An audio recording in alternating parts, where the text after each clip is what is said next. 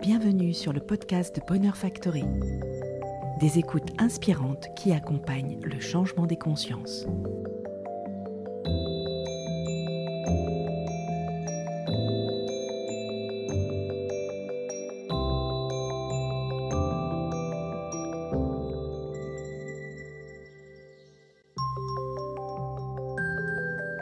Bonjour, je suis Céline Basset, cofondatrice de l'association BI de Bonheur Factory. Partager, écouter, transmettre la connaissance et les expériences a toujours été une grande source d'enseignement, car je suis convaincue que c'est à partir de là que peuvent naître de grands changements. Dans cette vision qui m'anime, je vous livre mes précieux échanges auprès de personnes qui m'inspirent.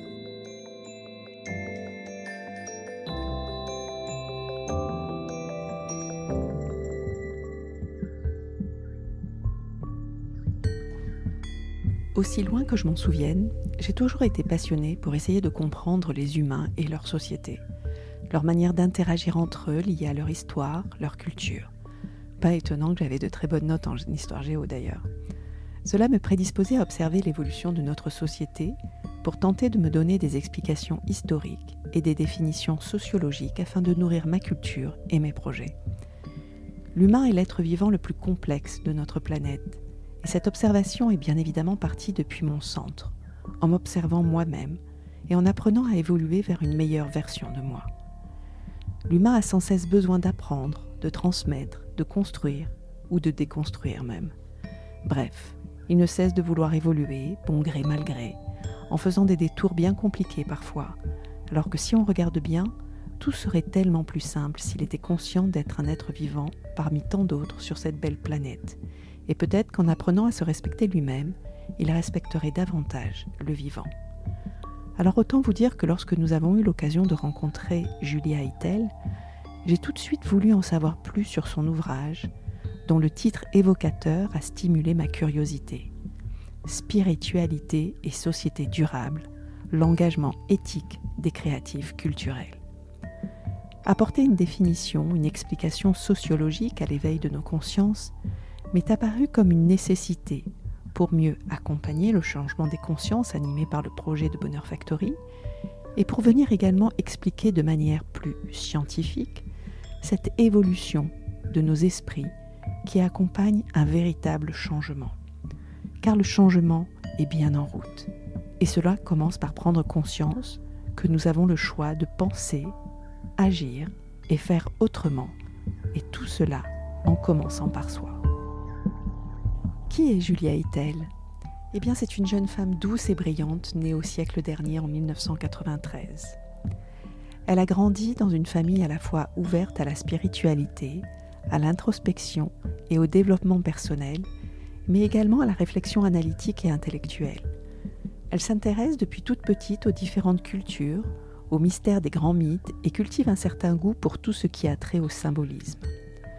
Fascinée par la condition humaine et cherchant à comprendre son hypersensibilité, elle part à 19 ans étudier la psychologie au Canada, à l'université McGill de Montréal. Un peu ennuyée par l'aspect trop médical et psychopathologique de ses études, elle découvre lors de son cursus, grâce à un système éducatif ouvert et flexible, les Religious Studies, les sciences des religions, pour lesquelles elle se passionne. Elle décide alors de faire un master de recherche en sciences des religions à l'Université de Montréal. Elle se questionne sur la spiritualité non religieuse en Occident, et plus particulièrement dans la culture francophone.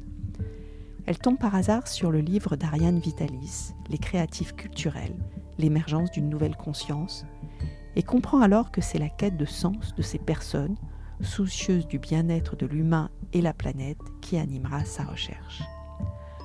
Après avoir obtenu une mention exceptionnelle par le jury, elle publie son mémoire « Spiritualité et société durable » en 2019 aux éditions Yves Michel. Après avoir passé 6 ans au Canada et 2 ans en France, elle poursuit ses recherches et décide de partir faire sa thèse début 2021 en Suisse. Reportage à distance avec Julia Eitel, une jeune sociologue qui observe l'évolution de notre monde pour mieux nous aider à l'accepter et à nous comprendre les uns les autres.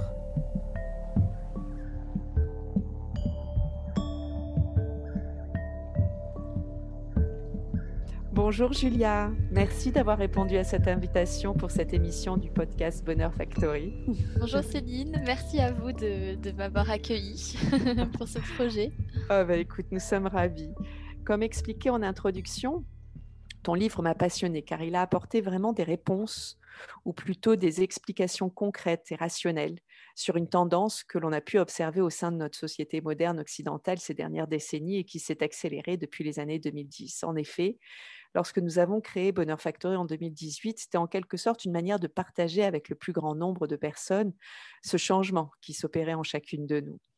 Les cofondatrices de ce projet se sont rencontrées dans la deuxième moitié des années 2000 et au-delà de partager une amitié singulière, nous partagions une envie de voir le monde changer, évoluer vers plus d'unité, d'empathie. Nous étions chacune conscientes que la société moderne sur laquelle s'était construite notre société ne pouvait plus fonctionner, car il abîmait le monde vivant dont nous faisons partie, mais il participait aussi à nous isoler et à nous rendre encore plus vulnérables aux aléas de la vie au niveau individuel. À cela s'est ajouté ce besoin de donner du sens à nos vies. Et pour cela, nous avons commencé à bricoler chacune notre spiritualité selon nos sensibilités et nos capacités respectives. A commencé alors une quête de sens spirituel que nous avons chacune expérimentée en explorant différents chemins, mais toujours animés de discernement. Bref, la découverte de ton ouvrage a enfin expliqué que ce que beaucoup appellent un éveil de conscience a des explications sociologiques et rationnelles, mais également m'a permis de découvrir que cette tendance sociétale porte un nom et que les cofondatrices de Bonheur Factory, ses adhérents et ses participants sont ce que l'on nomme des créatifs culturels. Qui sont-ils exactement, Julia, et pourquoi avoir nommé ainsi cette tendance sociétale? Alors les créatifs culturels, c'est un terme qui a été désigné par deux chercheurs américains, un sociologue, Paul Ray, et sa femme, je crois, Sherry Anderson, qui est psychologue sociale. Ils ont fait une étude pendant 13-14 ans aux États-Unis dans les années 90 à peu près, mi-80 jusqu'à fin 90, pour évaluer l'évolution en fait des mentalités, des valeurs, des croyances au sein de la population américaine. Et Mhm. ça faisait déjà écho à une précédente étude d'un chercheur issu des sciences politiques qui s'appelle Engelhardt et Mhm. qui évaluait aussi l'évolution des croyances, des mentalités, des valeurs dans plusieurs pays, dont les États-Unis. Donc en fait, ils ont pris un énorme échantillon, donc plus de 100 000 personnes, ce qui est assez représentatif. Pour avoir une représentativité de la population, il faut à peu près 1000 personnes. Donc Mhm. là, c'est vrai que les États-Unis sont une grande Un grand nation, panel. un grand panel. Donc 100 000 Américains dans plusieurs États. Et ils sont arrivés à la conclusion qu'il y avait trois grandes tendances socioculturelles aux États-Unis en 1999. Ils ont publié leur livre en 2000, mais c'était sur les résultats de 1999. Et ils ont découvert donc trois tendances, ou plutôt identifié trois tendances. Les modernistes, Mhm. ce qu'ils appellent les moderns, les traditionalistes et les créatifs culturels. Mhm. Donc, les modernistes, ce sont des personnes qui se rassemblent autour des valeurs plutôt néolibérales, quand même de consommation, mais de progressisme aussi, Mhm. de compétitivité. C'est un peu les yuppies Mhm. américains. Les traditionalistes, ce sont des conservateurs, plutôt, voilà, c'est facilement identifiable aux États-Unis, donc plutôt conservateurs religieux et politiques, qui rêvent d'une mythique Amérique blanche et rurale, qui Mhm. n'a, D'accord. soit dit en passant, jamais existé. Oui, tout à fait, ce qui est Voilà, vrai. ouais. Et ensuite, les créatifs culturels qui se situe autour de quatre grands pôles de valeurs que sont l'intérêt pour l'écologie, avec des comportements respectueux de l'environnement, une ouverture au féminin. Alors, je préfère préciser parce que ça peut être un petit peu Oui, voilà, on mal ne sait pas trop compris. ce que ça veut dire. Voilà, donc le Mhm. féminin, c'est autant le féminisme que le féminin archétypal, c'est-à-dire que ce sont toutes les valeurs associées, soi-disant, au féminin Donc la douceur, la bienveillance, la Mm. coopération plutôt que la compétition, Mm. le care, le système du care, de prendre soin. Mm. Donc toutes ces valeurs-là. Un Donc, c'est intérêt, l'opposé du patriarcat, quoi, en fait, d'une oui, certaine voilà, à manière. peu Ouais. près. Oui, c'est ça. C'est bien Mhm. dit, oui. Mhm. Un intérêt fort pour le développement psycho-spirituel, donc avec un travail d'introspection, et une certaine implication sociétale, donc que ce soit du bénévolat, que ce soit un engagement plus prononcé pour le changement de société et pour favoriser en fait un mieux-être dans la société. Donc Mhm. ça, c'est ce qu'ils ont identifié en tant que grande tendance socioculturelle. Et ce qui était intéressant, c'est que ils ont fait une mise à jour de leurs chiffres, de leurs statistiques en 2008. Et les valeurs, en fait, montraient que les deux groupes des modernistes et des traditionalistes diminuaient, alors que celui des créatifs culturels augmentait. Ah, d'accord.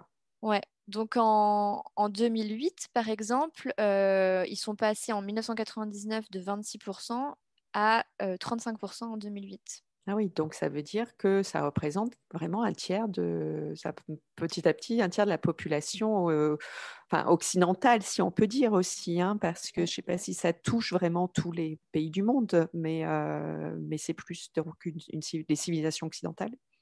Oui, voilà, exactement. Mm. Alors c'est vrai qu'il y a beaucoup, nos cultures occidentales sont très influencées aussi par ce qui se passe aux États-Unis et Mm. réciproquement, mais principalement, c'est vrai que les grands courants culturels Mm. des États-Unis. Et ça, c'est assez intéressant de l'observer. Et c'est vrai que ça peut s'expliquer parce il n'y a pas de renouvellement des générations au sein des deux autres groupes, surtout les conservateurs, où il y a moins de nouvelles générations qui s'affilient à ces valeurs-là traditionnalistes, Mhm. patriarcales, effectivement, voilà, conservatrices. Les jeunes sont plutôt libéraux, en tout cas progressistes. Euh, et les modernistes, éventuellement, peut-être aussi, il y a ce qu'on peut appeler des conversions, des passages, des transitions vers ce groupe des créatifs culturels, puisque les mentalités entre les générations changent. Et Mm. un individu peut très bien être très moderniste, très néolibéral, et puis par un changement de vie ou je ne sais quoi, une réalisation, Mm. s'engager davantage, par exemple, pour la planète ou en tant que thérapeute ou je ne sais quoi. Mm. Donc Exactement. ça, c'était intéressant. Puis aussi au niveau des créatifs culturels, il y a une étude en France qui a été menée et publiée en 2007, aussi chez Yves Michel, qui essayait d'évaluer aussi s'il y avait des créatifs culturels en France. Et Mhm. ils ont découvert, alors leur tendance socioculturelle était un peu plus fine, j'ai trouvé, qu'aux États-Unis. Mais surtout, voilà, les créatifs culturels, ils ont identifié que 17% de la population appartenait à cette tendance socioculturelle et Mhm. 38% appartenaient à une dynamique alternative. C'est-à-dire qu'ils n'avaient D'accord. pas forcément cet engagement pour un développement psychospirituel, mais quand même engagés pour l'environnement ou pour Mm. l'amélioration de la société.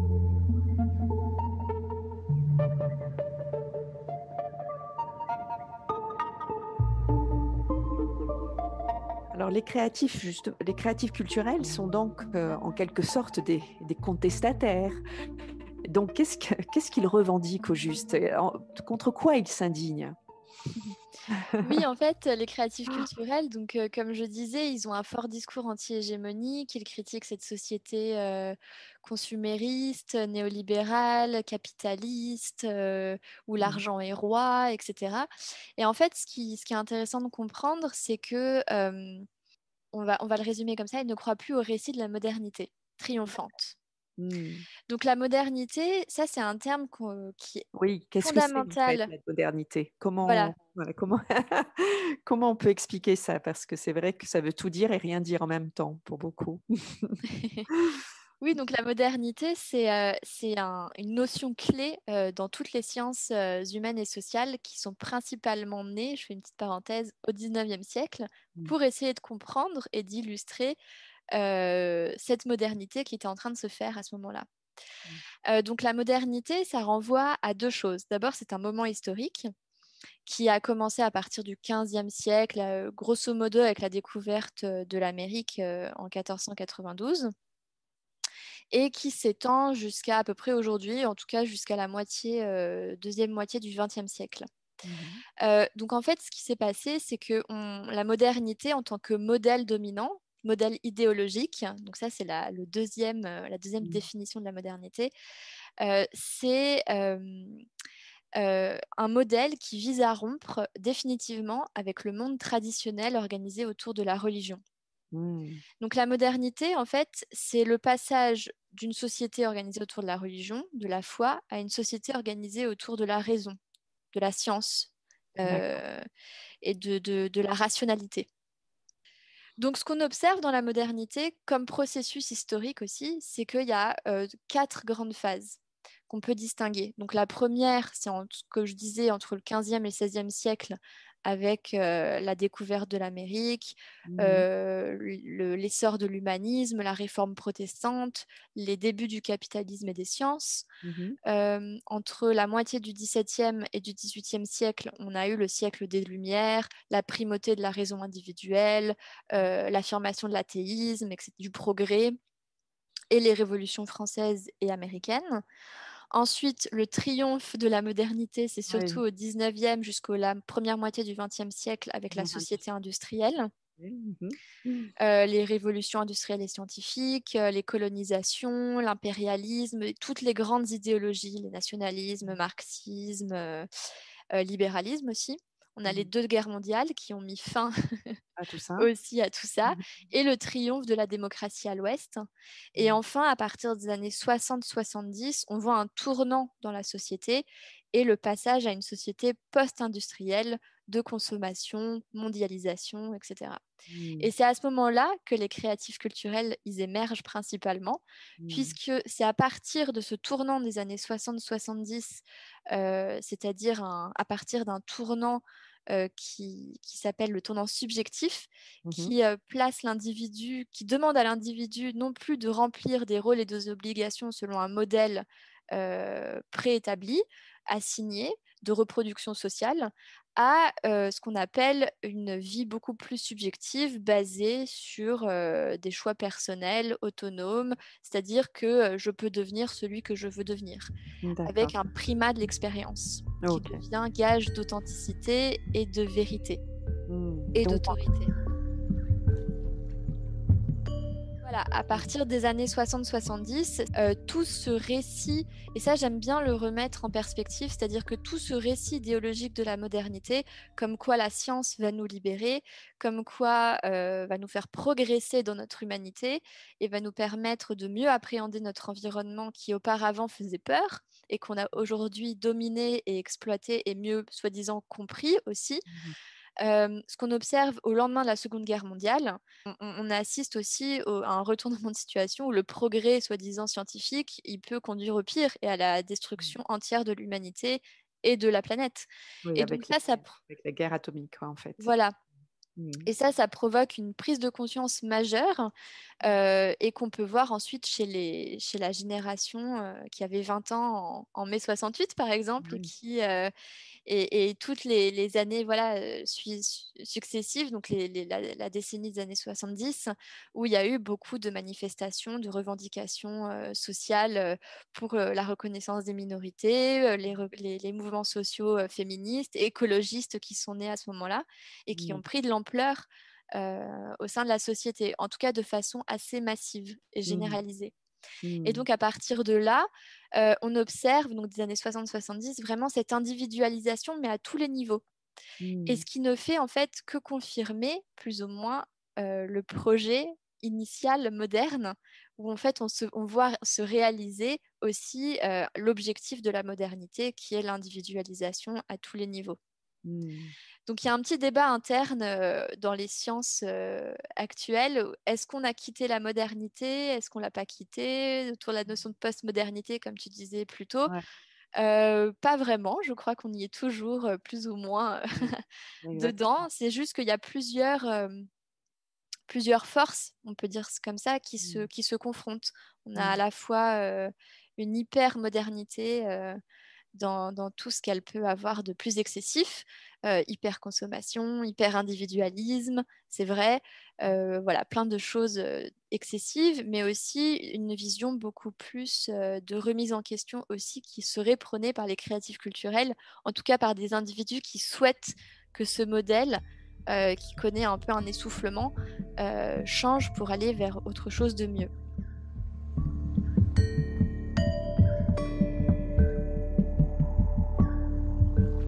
Est-ce que cette tendance, on va dire, sociétale, est le résultat justement d'un désenchantement du monde?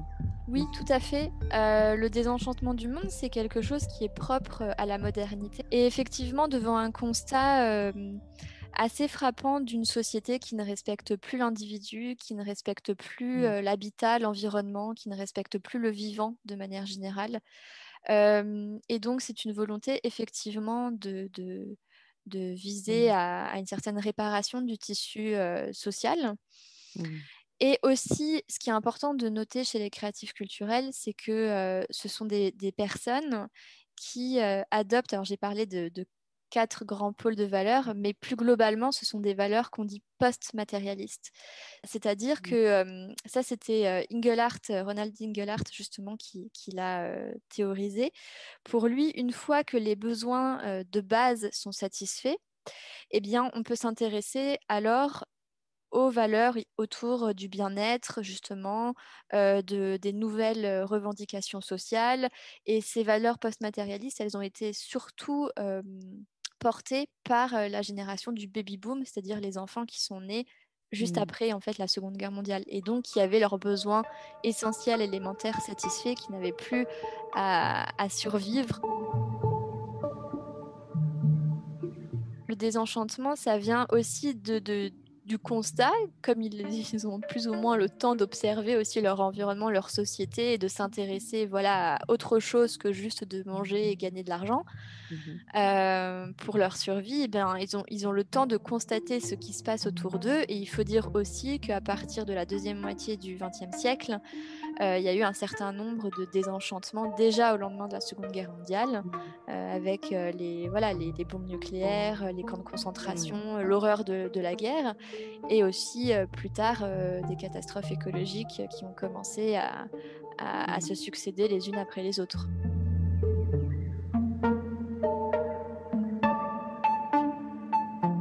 Donc en fait, on assiste, à une forme d'individualisation donc de la religion quoi, en fait. Enfin les créatifs culturels, bricolent un petit peu des croyances à partir d'éléments religieux, philosophiques, enfin ils font un petit peu leur propre, cuisine. Oui, exactement. Alors, les créatifs culturels, mais pas que, hein. Là, c'est Oui. vrai que je me suis spécialisée sur la spiritualité non religieuse. Mmh. Donc, les personnes qui se considèrent, qui se disent, moi, je suis spirituelle, mais je suis pas religieux. Donc, qui mettent Mmh. complètement de côté cet aspect de la religiosité et qui effectivement sont un pur produit de la modernité, mais qui sont effectivement très individualisés et qui en fait se sont détachés des religions traditionnelles institutionnalisées avec des pratiques, des croyances très codifiées Mmh. pour aller voilà, vers davantage une pratique plus libre, des croyances plus autonomes et effectivement, ils pratiquent ce qu'on a appelé en sociologie de la religion du bricolage, avec Mmh. une connotation parfois un peu péjorative, mais effectivement, c'est ce qui se passe, puisque en fait, les créatifs culturels, ils sont aussi les comment dire, les individus qui vivent de plein fouet la mondialisation, puisque ce sont ceux qui ont vu la mondialisation Mmh. s'étendre et la mondialisation culturelle. Donc, ils assistent aussi à un pluralisme des valeurs et des croyances sur ce marché mondial Ouais, ouais. et donc à une certaine diversité et voilà où ils sont confrontés, ils sont ouverts sur le monde et ils sont confrontés à plein de traditions, plein de croyances, plein de pratiques différentes. Et à partir Mmh. de là, effectivement, ils font un peu leur cuisine et leur tambouille Mmh. et font quelque chose qui leur semble vrai à leurs yeux à eux. Puisque la Mmh. vérité, ce qui est intéressant chez les créatifs culturels, mais pas que, encore une fois, chez nous tous, nous, habitants du XXIe siècle, dans Mmh. une société occidentale moderne, Mmh. c'est vraiment c'est le fait que l'autonomie de l'individu est extrêmement valorisée. Mm. Mmh. Et Tout à la fait. vérité, l'autorité, dans ce cas, devient moindre. Et l'autorité et la vérité individuelle, au contraire. Mmh. grandit en Beh, importance. justement, c'est bien que tu parles de ça. Je vais rebondir sur ce point parce que, heu, on pourrait dire que ce sont des personnes alternatives qui ne coûtent plus vraiment ni les médias, ni les dogmes, ni les normes, les cadres religieux de référence. Mais ceux-là, justement, est-ce que ça les rend pas plus vulnérables à croire facilement en n'importe quoi, à se construire leur propre vérité, sous couvert aussi de ressentis, de choses comme ça, en fait? Donc c'est un petit peu aussi des fois ce que l'on peut voir apparaître aujourd'hui, quoi, en fait, à force de bricoler certaines choses. Est-ce qu'on bricole pas sa propre vérité? Complètement, Mmh. c'est vrai que les créatifs culturels, en fait, ce qui les caractérise le plus, à mon sens, c'est que, ils s'inscrivent, véritablement dans une dynamique alternative. Donc ce qui les caractérise le plus, c'est cette alternativité, c'est-à-dire qu'en fait, ils se positionnent en marge eux-mêmes par rapport au discours dominant actuel. Donc, ils ont un fort discours anti-hégémonique. Ils critiquent beaucoup cette société néolibérale de consumérisme avec ce pouvoir justement centralisateur. Donc, ils ne croient plus au récit dominant actuel.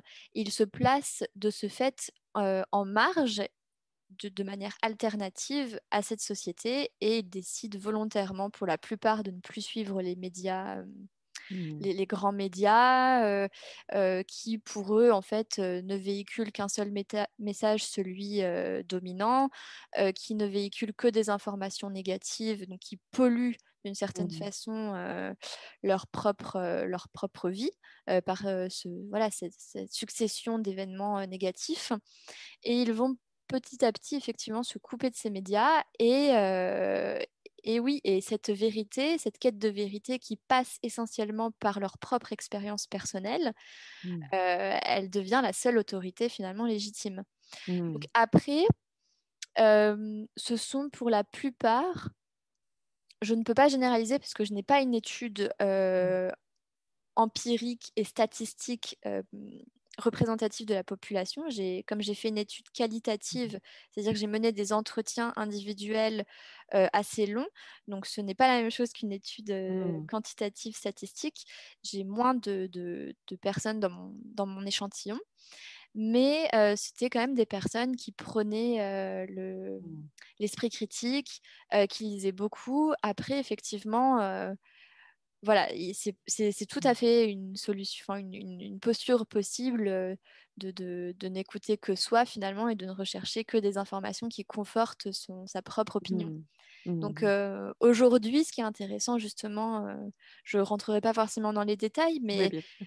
mais par rapport, parce que je ne suis pas la mieux placée pour ça Mmh. en ce moment, mais c'est vrai qu'aujourd'hui, avec la crise sanitaire, on observe une polarisation complète Mmh. des modes de pensée, des réflexions. Et voilà, et c'est vrai que ça peut mener à ce genre Oui. polarisation d'idées, mais ce sont quand même des personnes en général, puisqu'elles bricolent, puisqu'elles vivent beaucoup d'expériences, en général une multitude d'expériences, peuvent, je l'espère en tout cas le plus possible, avoir un certain esprit critique. Oui, Ouais. exactement et avoir En du tout cas, c'est ce qu'elles prônent. discernement. Ouais, Voilà. Mm, exactement. mm. En effet, c'est ce qu'elle prône et c'est vraiment ce qui est important, en fait, avoir cette humilité de toujours aussi se remettre en question sur certaines, Ouais. informations qu'on peut recevoir qui peuvent des fois nous paraître, pertinentes, mais il faut des fois aussi essayer d'en comprendre ou d'en chercher la source et cetera et d'aller toujours un peu plus loin parce que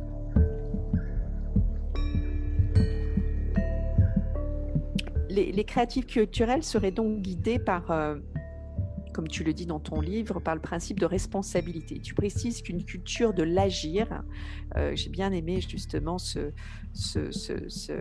notion qui est en anglais se dit le maker culture, hein, c'est ça, serait en train de s'élaborer activement en mettant en place justement des initiatives d'engagement pour vivre dans une société justement replaçant au cœur de ses prérogatives l'humain et la nature. Donc, il souhaite être dans l'agir et non dans le faire. Alors sur le papier, c'est une assez bonne nouvelle, mais concrètement, comment cela ça va se manifeste-t-il quoi en fait? Mm, mm. C'est une bonne question parce que c'est vrai qu'aujourd'hui, en tout cas ces derniers mois, on peut se Mmh. demander concrètement qu'est-ce qu'on peut faire. C'est la situation actuellement, elle est un peu paralysante. Ouais. est paralysée. Donc, on verra dans les prochains mois ce qui se passe. Je ne suis pas voyante, je ne peux pas prédire l'avenir. Mais par Exactement. contre, au moment, en tout cas, où j'ai mené l'étude, cette culture de l'agir, effectivement, c'était en opposition au faire, puisque le faire, c'était juste finalement faire sans réfléchir un petit peu, euh, reproduire ce qu'on nous a demandé de faire un peu Mhm. inconsciemment. Pour eux, la culture de l'agir, c'est ça, c'est que comme ils sont dans un discours et dans une posture alternative, ils essayent de faire autrement, Mhm. d'agir autrement pour avoir vraiment un impact positif sur leur entourage et sur la société dans laquelle ils évoluent. Donc ça va passer essentiellement par de la consommation, donc la Mhm. contraction entre consommation et action. Ça, c'est la forme la plus visible, en tout cas, de l'engagement éthique. Mhm. Ils vont manger bio pour la plupart, local. C'est vrai que ça, c'est pendant le premier confinement, surtout, on l'a vu, où ça a explosé, cette prise de conscience qu'il faut manger local et puis s'engager et puis soutenir les producteurs locaux comme les Mhm. commerces locaux. Mhm. Manger moins de viande. C'est vrai que ces dernières années, on a eu beaucoup de documentaires, de reportages qui montraient les atrocités dans Mhm. Dans les les élevages abattoirs. intensifs et les Mhm. abattoirs. Euh, Prioriser la qualité sur la quantité, composter, recycler, donc être dans une dynamique un peu le plus possible zéro déchet, en tout cas de l'upcycling, où on Mhm. essaie de réduire le plus possible ses déchets et sa consommation. Et vraiment, c'est associé aussi cette consommation à la prise de conscience que l'on est un corps sujet. C'est-à-dire qu'on Mhm. passe du corps objet au corps sujet. Je mange ce que je suis. Donc une prise de conscience que ce que je mets dans mon corps, ce que je fais de mon corps, ça représente, ça reflète vraiment qui je suis. Et Mhm. donc voilà, plus de qualité, plus de soins, d'attention pour cela. Mhm. Ensuite, autre chose pour l'agir, c'est que beaucoup d'entre eux vont essayer d'avoir une profession qui a un impact positif. On revient un petit peu à cette question du sens au travail qui est présent, je pense, dans toutes les générations, mais particulièrement les plus jeunes, qui la question du sens est primordiale, quoi. Complètement. Beaucoup d'entre eux, au bout voilà, ils ont fini leurs études, ils ont suivi le moule, Mhm. notamment en France, des Mhm. études très dogmatiques un petit peu, Mhm. hein. Euh, et ensuite, ils travaillent peut-être 2, 3 ans et se rendent compte que ça leur convient pas du tout, qu'ils trouvent pas de sens à ce qu'ils font. Ils ne voient pas l'intérêt d'enrichir ces grosses sociétés qui polluent et qui ne respectent pas forcément Mhm. l'humain dans d'autres pays avec les délocalisations. Et donc, ils décident de soit se reconvertir ou recommencer des études différentes. Ça, j'en ai eu pas mal Mhm. dans mon échantillon. Il y a ça, il y a la vocation aussi de devenir presque un rôle modèle, c'est-à-dire que ce sont des personnes qui, par leur mode de vie, par la façon d'être au quotidien, donc de consommer, d'avoir cette introspection permanente, de remise en question, de bienveillance, et bien, ils essayent d'incarner eux-mêmes un espèce de modèle qui pourrait éventuellement inspirer les autres. Mhm. Alors, ce n'est pas jusqu'à incarner une sorte de petit gourou. Ça, comme Ouais, ils ont un ouais. rejet de l'autorité, c'est pas forcément cette recherche-là, mais en tout cas, par leur propre volonté, en fait, ils essayent d'être cohérents, d'être congruents et donc de montrer un peu la voie. D'accord. Voilà. Et Mhm. enfin, j'avais repéré le bénévolat, ce qui est assez étendu dans la culture nord-américaine. C'est vrai que j'ai Oui. fait mon étude entre Montréal, donc au Québec, Mhm. et la France, et c'est vrai que c'était plus présent C'est chez les anglo-saxon. Québécois. Ouais, Voilà, ouais, chez les Québécois, ouais, d'accord. voilà, les créatifs culturels, j'aimerais bien, ce que j'ai bien aimé visualiser, cette tendance, c'est que c'est comme un Mhm. spectre sur lequel on a d'un côté peut-être les bobos Oui. et ceux qui vont s'engager de manière beaucoup plus radicale, qui vont peut-être aller vivre dans des écovillages et Mhm. qui du coup, voilà, ont un engagement beaucoup plus radical. Et que sur ce spectre-là, il y a différents niveaux d'engagement et différentes façons d'agir, Mhm. et que chacun, en fait, essaye aussi à sa façon, avec les moyens qu'il a, de faire autrement.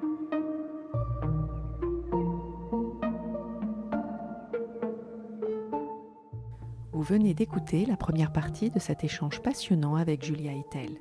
Ne partez pas ou bien revenez vite sur notre chaîne podcast pour écouter la suite dans laquelle nous évoquons les différentes formes de la spiritualité contemporaine non religieuse. L'association Be Bonheur Factory est un créateur de moments optimistes et inspirants par le partage de la connaissance et des expériences. Nous essaimons nos messages sous différentes formes, conférences, café des éclaireurs, chaîne YouTube et podcast. Vous pouvez nous suivre sur notre site et nos réseaux sociaux en saisissant simplement Bonheur Factory. N'hésitez pas à partager cette émission et nous laisser un j'aime. Vous pouvez également rejoindre notre ruche de gens optimistes en adhérant à notre association Be Bonheur Factory. Merci et à très vite pour du bonheur dans vos oreilles.